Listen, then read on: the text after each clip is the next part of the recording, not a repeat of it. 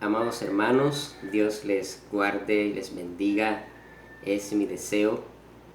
Y bueno, le damos gracias al Señor porque hoy tenemos una escuela dominical de agradecimiento al Señor.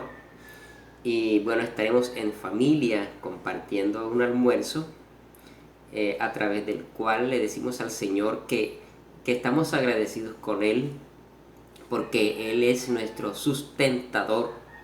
Él fue nuestra provisión en estos tiempos que se tornaron difíciles en este año, pero Él siempre nos sostiene a nosotros y por eso le agradecemos al Señor. En este año hemos recibido enseñanza de su palabra, alimento espiritual, y le decimos al Señor gracias por el pan material y también por el pan espiritual. Hoy vamos a meditar en un hermoso salmo, el Salmo 92. Es un salmo de alabanza, de gratitud y de adoración. El Salmo 92 vamos a llamarlo alabanza, gratitud y adoración al Altísimo. Alabanza, gratitud y adoración al Altísimo. Y vamos a estar leyendo este salmo para meditar en él. Bueno es alabarte, oh Jehová, y cantar salmos a tu nombre, oh Altísimo. Anunciar por la mañana tu misericordia y tu fidelidad cada noche. En el decacordio y en el salterio, en tono suave con el arpa. Por cuanto me has alegrado, oh Jehová, con tus obras. En las obras de tus manos me gozo.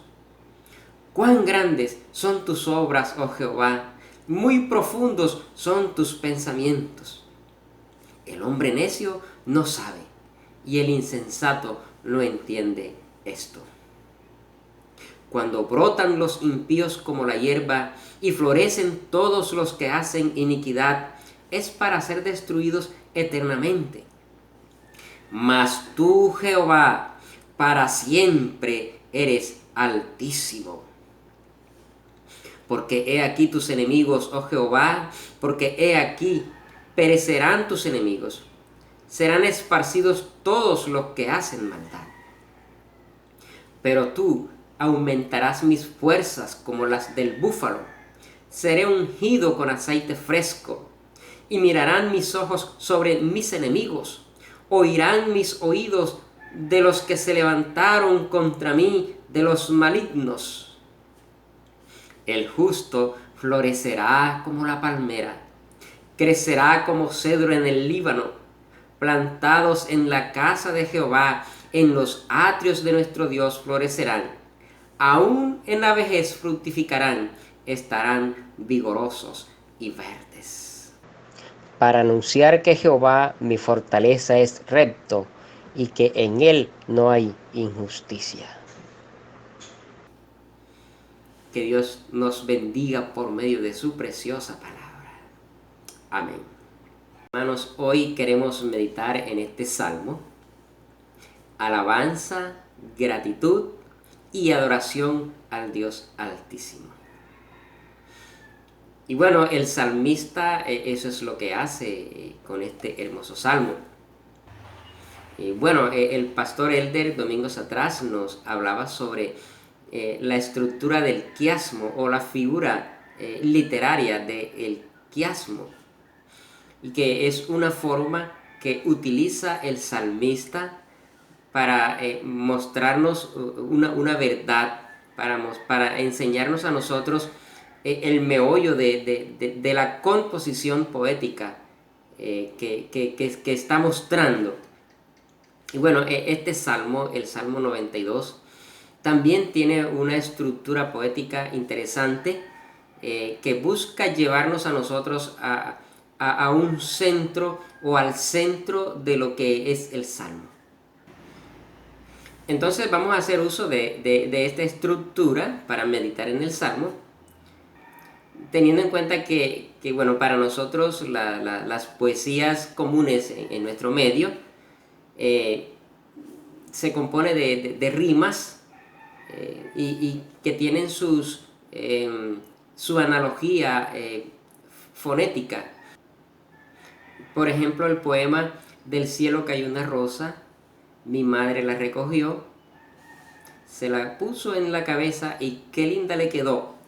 Entonces recogió la segunda frase con quedó, ellas riman fonéticamente, tienen sonidos similares y esto embellece la poesía y es una forma de buscar que el mensaje de la poesía penetre en nuestro pensamiento, en nuestro corazón. Bien, los salmistas hacían lo mismo, pero ellos no buscaban rimar sonidos, sino que rimaban los pensamientos. Y en esta figura del quiasmo, ellos buscaban que rimaran los pensamientos de las frases que escribían. Y en el Salmo 92, los primeros 3 versículos del Salmo riman en pensamiento con los últimos 3 versículos.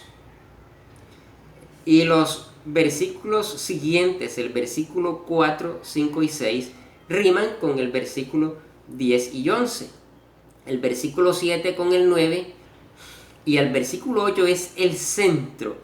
Es donde está la frase a la cual nos quiere llamar la atención el salmista. Entonces, las primeras frases con las últimas riman en pensamiento, las segundas frases con las penúltimas, y las terceras con las antepenúltimas, y todo hace que el salmista nos lleve hacia el centro del poema, donde está lo que él quiere declarar. Y ese centro está en el versículo 8, que dice, mas tú, Jehová, para siempre eres altísimo. Entonces, el salmista hace su composición, compone el Salmo 92 y nos lleva a nosotros al centro donde está el meollo de su mensaje. Así que vamos a analizar este salmo en esa forma. Vamos a comenzar por los extremos hasta llegar al centro. Así que vamos a leer los primeros 3 versículos con los últimos 3 versículos del salmo inicialmente. Entonces, en la estructura del salmo tenemos la parte A, que es el testimonio de alabanza. El testimonio de alabanza. Dice, bueno es alabarte, oh Jehová, y cantar salmos a tu nombre, oh Altísimo. Anunciar por la mañana tu misericordia y tu fidelidad cada noche. En el decacordio y en el salterio, en tono suave con el arpa. Aquí hay un testimonio de alabanza en estos primeros 3 versículos. Pero en los últimos 3 que dice, el justo florecerá como la palmera, crecerá como cedro en el Líbano. Plantados en la casa de Jehová, en los atrios de nuestro Dios, florecerán, aún en la vejez fructificarán, estarán vigorosos y verdes. Entonces, hay una similitud de pensamiento entre los primeros 3 versículos y los últimos 3 versículos de este salmo.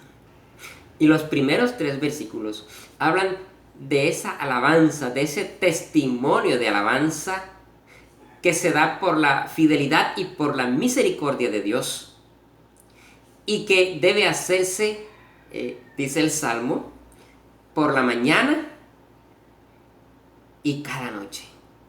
Por la mañana y cada noche.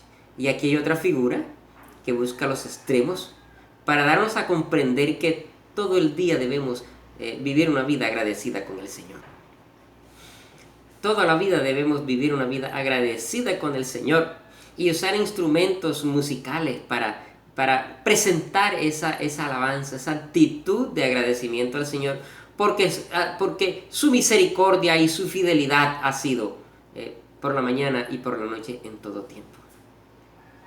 Por su parte, los últimos 3, ya están hablando de una alabanza que se da inalienablemente en el justo, ese justo que va a florecer como la palmera, y que esa actitud de agradecimiento o de alabanza que se expresa en los primeros 3 versículos se da en el justo porque él está cerca de la presencia de Dios, porque está plantado en la casa de Dios.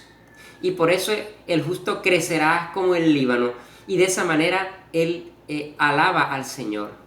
Dice que en los atrios de nuestro Dios florecerán. Y tiene la connotación del tiempo, así como en los primeros 3 versículos, porque dice, aún en la vejez fructificarán y estarán vigorosos y verdes. Alabar al Señor en todo tiempo y en toda la existencia de nuestra vida se da cuando estamos cerca de la presencia de Dios, plantados en la casa de Dios, en los atrios de nuestro Dios. Los siguientes versículos, versículos 4, 5 y 6, con los penúltimos versículos, los 10 y 11 del texto, bueno, también tienen su similitud de pensamiento. Y dice el salmista que la alabanza al Señor se da por cuanto me has alegrado, oh Jehová, con tus obras. En las obras de tus manos me gozo. Cuán grandes son tus obras, oh Jehová. Muy profundos son tus pensamientos. El hombre necio no sabe y el insensato no entiende esto. Y dice en los versos 10 y 11, pero tú aumentarás mis fuerzas como las del búfalo. Seré ungido con aceite fresco. Y mirarán mis ojos sobre mis enemigos. Oirán mis oídos de los que se levantaron contra mí, de los malignos. Estos versos, los de arriba y los de abajo, hablan de la alegría, de el regocijo. Y esa es la causa por la que el salmista alaba al Señor, da un testimonio de alabanza. Porque cerca de los atrios de Jehová hay regocijo, hay alegría, hay gozo. Dice, por cuanto me has alegrado, oh Jehová, en tus obras, en tus manos me gozo, en la presencia de Dios me gozo.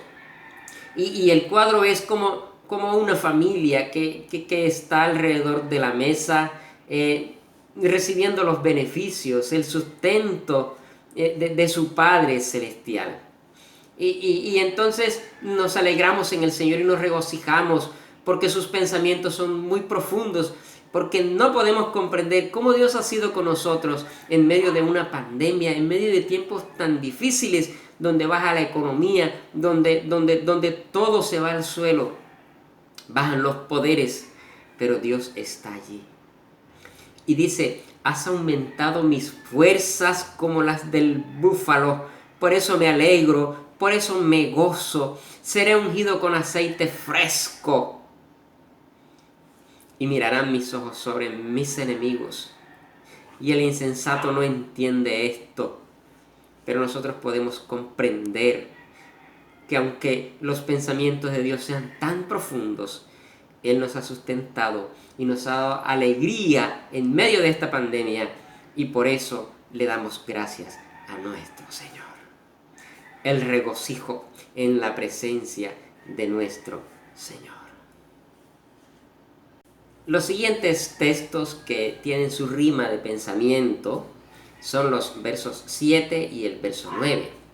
Y dice el verso 7, cuando brotan los impíos como la hierba y florecen todos los que hacen iniquidad, es para ser destruidos eternamente.